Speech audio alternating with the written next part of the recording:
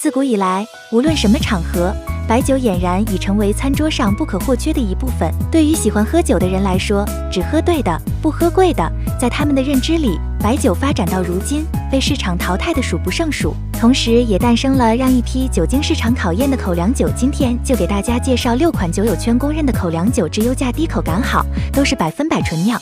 有你喝过的吗？第1款文君酒，一曲凤求凰，千载文君酒。此酒产自天府邛崃，以通天泉水为水料酿制而成，并且十分完整地保留了古法酿酒的精髓。它的酒液清澈干净，入口层次分明，十分舒服。第2款楚汉良酱，以贵州独有的红缨子糯高粱为原料，采用大曲坤沙工艺酿制，酿造人曾传正是茅台原副厂长李兴发的徒弟，其酒厂紧挨茅台厂，无论原料还是工艺皆与飞天一致，酒质上乘，口感极佳。可惜酒厂只专注酿造，缺少了宣传，名气不大，但本地人都爱喝。第3款玉冰烧，产自广东，尤其在佛山那一带非常受人喜爱。其工艺最特殊之处便是加入了猪肉浸泡这一环节，猪肉浸泡吸附杂质，使得酒质清新如玉，饮用舒畅，难以忘怀。第4款桂林三花酒，桂林山水好，酒也独具特色。